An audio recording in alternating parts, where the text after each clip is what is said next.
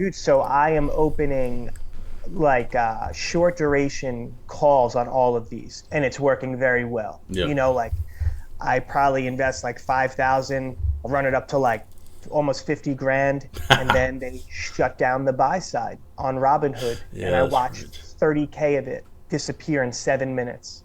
And I remember calling my buddy that got me into the meme coins this cycle and going, I will never invest in the stock market again. Like this is a rigged system. Yeah. They just took 30 grand from me. Like they're never going to let us win. They're never going to let retail Right. win. Like that, how that's not illegal, I don't understand. And I actually bought like the Robin the Hood mug. Like I still drink my coffee out of it. And that was like how I got into crypto. Right. I was like, they're never going to let us win here. And what's crazy is when I talk to people about SPX, that's how I explain it. This is GME Unchained. This is GameStop, but it's a home game for retail this time. Right. There is no pay for order flow by Citadel. They can't do all their trades after hours in dark pools. Like there is none of that. Right. And I just think with SPX, when you compare SPX to GameStop in terms of just like the it was very confusing. GameStop, like if you went into that Reddit, it was some of the worst brain rot you've ever seen, mixed in with like high end like due diligence. But it was like for the most part, it was like you would read, like I would read something and I would get done like 10 minutes later and be like, I'm gonna kill myself. Like what did I just, I'll never get this time back. Like not one part of that made sense. But then you get to SPX and it's like it's almost like the evolution of that, right? Yeah. Like instead now you have people that understand it and they're more coming from a crypto background, right? Right. So they tie it more to Bitcoin. So there is this DCA culture, but they truly understand like the mechanics of what we're doing. And I just think that that's the big difference is you have Yeah. way more organization and the quality of people. There is Yeah. a self-filtering mechanism in meme coins that works terrible for most coins, that works incredible for SPX, where it is a bunch of genuine people. And I think a lot of that is like authenticity is the highest vibrational energy there is, right? So like when you talk to someone that's authentic, you feel it. Mm-hmm. And this Yep. space is so void of that, right? Yeah. Like it is a bunch of just snakes that when you talk to an SPX guy, you feel it feels different, Mm-hmm.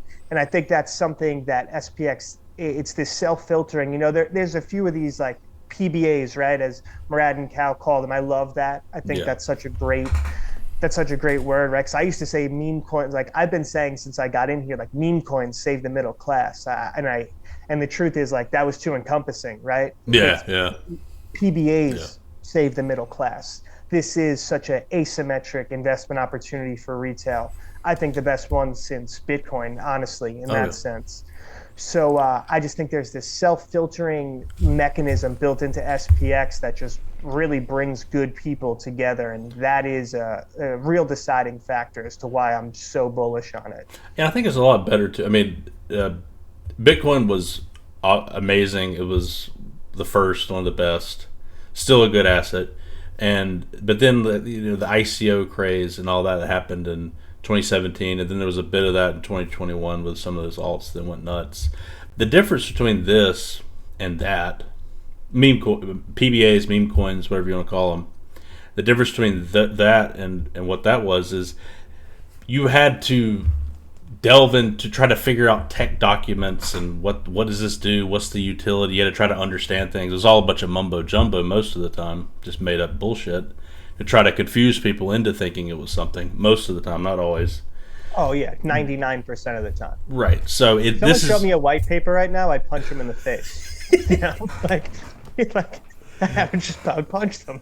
Like, that was, dude. Then you had to check if it was audited. I can't remember the name, right? There was like if it was like officially audited. There was all of that stuff. Like, yeah, it was yeah. all scams essentially. But yeah, and this is way more fun is what I'm trying to get at. The other stuff was not fun at all. It was bland, boring, and you probably got lost your ass on it. But sometimes you might have got lucky. But what's Oh, funny I is the lost ones on that every one did. of those. But yeah, the ones I that lost. did do good, they're not like really adopted. It's become a meme coin essentially. So I would say XRP I would put in that category. But Yeah. So like, like I love to make fun of Cardano. Yeah, Cardano's a good, yeah, that's an example too. Great one, Yep. right? And like what I think what got me so interested in meme coins, right? So I bought those ones in December. I made a Twitter account and I didn't say a word really. Sure. I observed, right? And I was observing and I was really focusing on the liquidity, the market cap. I was focusing on Solana because Mm. that's what I was playing in. And like it was at like five billion market cap when I started. I watched it grow to 20. But what was really interesting was the liquidity. Like it was still trading a couple $1 billion a day. And I'm like, this isn't like incels in their grandmother's basement. Like there's some real money here. And what I to me what it was this weird pocket, right? That never happens, right? So last cycle is a perfect example. Big banks and big tech always move in lockstep when they create something, right? They create the technology, the institutions fund it, whether it's institutions or VCs. They build their positions, they turn around, roll it to retail. Retail buys their bags as exit liquidity. Happens every time. That's why most retail that bought those coins last cycle lost money, right? Yep. Because those coins hit the market at $9 billion valuations, right? Yep. And then this time around, meme coins come, and I think it's like a culmination of a couple things. I think a lot of it was interest rates were very high, right? So when I worked on Wall Street, I was like, just because I was a set of eyes and I had a decent brain, like I would sit on like the investment banking part of the firm I worked at just to look over stuff. And what I Right. realized is, especially at those smaller firms, it's just liquidity. Like, so you're talking 2011, 2012, 2013, interest rates are at zero. So these people were borrowing the money for nothing. And Right. then they would throw it right at some type of, usually a biotech stock. They would IPO, and if they IPO'd, it would hit a price, they would liquidate, and that's how they made their money. But all of that was on the basis of the interest rates were at zero. They were borrowing the money for nothing. Right. So what happens is when you increase interest rates like they did, right, like 5 points over a couple years, that sucks out all the liquidity because that same guy that was willing to throw $1 million and pay zero interest is not willing to throw $1 million if it's 5% interest. So I think there was a lot of that where these VCs were kind of sitting on their hands because money wasn't moving around. So retail got to invest in the base, right? Like Mm-hmm. we made these coins, and that never happens. Retail never gets in at the base. Right. They always get in at the top. And I was like, this is so interesting to me. Like this is a chance to make real gain. Like these gains only, like retail never sees this, right? I met more people that turned into millionaires last year than ever in my life. Wow. Yeah. And it was because of meme coins, right? Right. It was because they were able to throw $2,000 into a coin at, sub 1 million market cap. Like all those Giga guys, like that's how I know. I mean, they were buying that coin. Like my buddy was buying that coin from a million market, from 200K to a million market cap, right? He threw like maybe $3,000. Wow. It's Yeah. it's $1 million. It's $1 million position, over $1 million position now. That Wow. never happens. Mm-mm. And I was like, man, this is crazy because it hasn't even started yet, right? Because Right. the natural progression is institutions don't come in with retail, right? Institutions come in, they wait for legal guardrails. That's why I think September will be an interesting month for meme coins because they're supposed to release some type of capital market legislation update.